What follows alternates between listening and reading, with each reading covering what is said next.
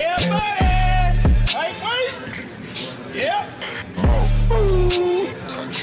Salut la team, donc pas besoin de vous dire que Monsieur Olympia 2023 va grand pas, il s'annonce d'un très haut niveau, donc dans cette vidéo je vous donne mon top 10 et je vous avoue que ce n'est vraiment pas évident d'essayer de classer ces nombreux athlètes, mais j'ai joué le jeu donc c'est parti. On commence avec la 10e place, donc j'ai pas mal hésité au vu des absents de ce Monsieur Olympia 2023 et j'ai dû trancher entre Hassan Moustapha et Regan Grims et j'ai décidé de placer Regan Grims à cette 10e place, mais c'est vraiment par défaut car je pense que ces deux athlètes auraient été hors top 10. Donc Regan Grims avec une très belle ligne, un gros potentiel, il a gagné pas mal de masse musculaire mais gros manque de qualité musculaire mais également de conditions, sûrement dû à l'utilisation de fortes doses d'insuline. Donc Regan doit absolument améliorer sa condition et sa dureté et bien évidemment sa qualité s'il veut espérer être un top athlète.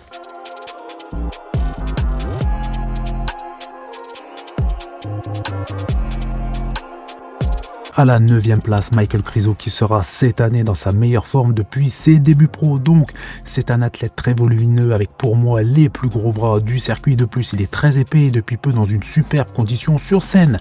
J'ai par contre encore des points d'interrogation à son sujet concernant son dos, ses fessiers et son posing car ces 3 points peuvent le faire justement grimper au classement.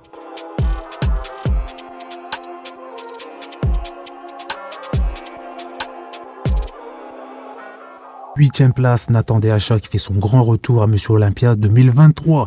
Il est actuellement en super forme et en pleine confiance avec ses 3 compétitions remportées dernièrement. Physique très complet, bien rond, taille très fine, aspect très dur avec une belle ligne qui ne plaît pas à tout le monde mais c'est un super athlète très constant.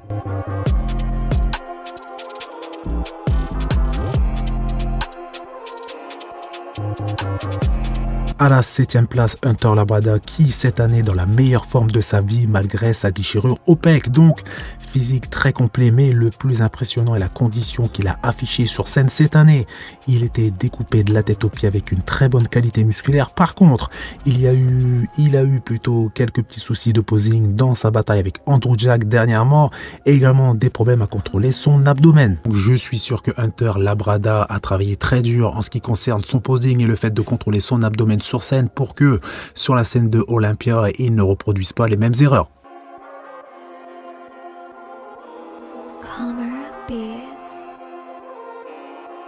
À la 6e place, Andrew Jack, un de mes athlètes favoris, qui est pour moi le physique le plus esthétique des Men's Open. Il a vraiment un très gros potentiel, de plus c'est un excellent poseur. Ça s'est vu justement contre Hunter Labrada au Texas Pro et d'ailleurs Andrew Jack a terminé à la 1re place. Andrew a vraiment amélioré son posing. D'ailleurs vous pouvez trouver une vidéo sur ma chaîne dédiée spécialement à Andrew Jack. En ce qui concerne sa condition, elle peut être améliorée de façon générale mais plus particulièrement au niveau des fessiers et des ischios et je le répète mais Andrew est un superbe athlète.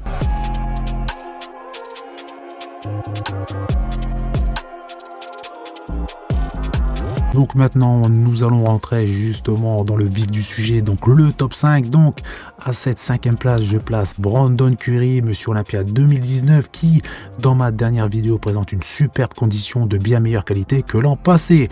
De plus il a bien évidemment encore du temps pour améliorer justement cette condition. Il possède un volume musculaire très impressionnant sur le haut de son corps mais il est moins volumineux sur le bas, surtout sur les postes de face, mais en restant honnête on ne peut pas nier qu'il possède un physique incroyable et ses cuisses sont loin d'être ridicules, donc beaucoup le voient comme un athlète en fin de carrière.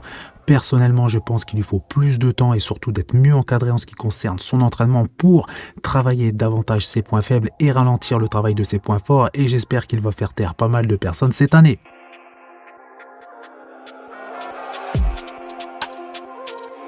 À la 4e place, Nick Walker qui va être au top cette année sur tous les points sauf sur un qui est très important pour moi, c'est l'esthétisme dû à sa morphologie. Donc concernant sa condition elle est très bonne mais son point fort numéro 1 c'est sa monstrueuse masse musculaire qui pour moi ne peut plus être améliorée car elle a atteint son maximum. Les juges et les fans raffolent de ce type de physique mais il manque cruellement de qualité et de dureté musculaire et ce sont 2 points très importants pour un bodybuilder et bien évidemment il sera dans le top 5 à coup sûr.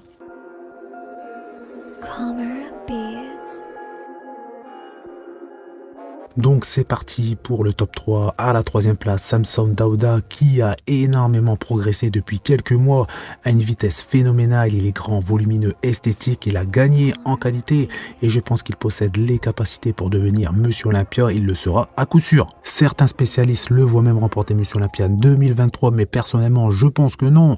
Il ne possède pas encore assez de maturité musculaire et je pense également qu'il doit encore gagner en masse musculaire par rapport à sa taille, même si c'est déjà un monstre. À la deuxième place, celui qu'énormément de monde place premier, c'est-à-dire Monsieur Olympia 2023, Derek Lunsford. Donc comme je viens de vous dire, certains le placent premier car c'est un athlète fantastique avec une superbe ligne et même peut-être meilleur que Adi Chopin. Derek est un monstre de masse musculaire avec une très bonne condition, mais pas au niveau de celle de Adi Chopin. Après peut-être que cette année, elles seront justement du même niveau, mais il n'a pas justement cette qualité musculaire ou même cette dureté que Adi possède et c'est pour cette raison que je place à la seconde place.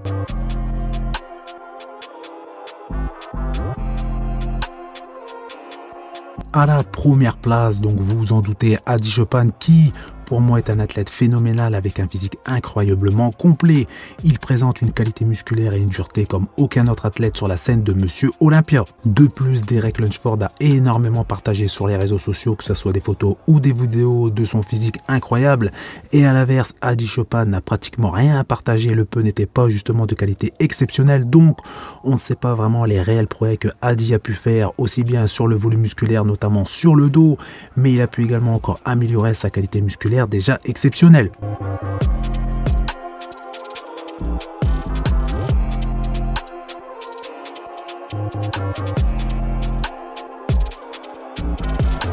Donc voilà mon top 10, donc pas besoin de parler pendant 107 ans inutilement pour donner ses prédictions, donc pas de blabla inutile, ça ne sert à rien. Donc bien évidemment, j'attends vos prédictions sur la catégorie Men's Open car cette vidéo m'a été demandée plusieurs fois et j'espère que vous allez y participer et jouer le jeu. Donc je prépare la même vidéo sur les classiques physiques et peut-être sur les mains physiques car il va y avoir beaucoup de changements dans celle-ci. Donc je compte sur vous pour faire péter les likes, ça fait plaisir. pensez à partager, à vous abonner et n'oubliez pas d'activer les notifications.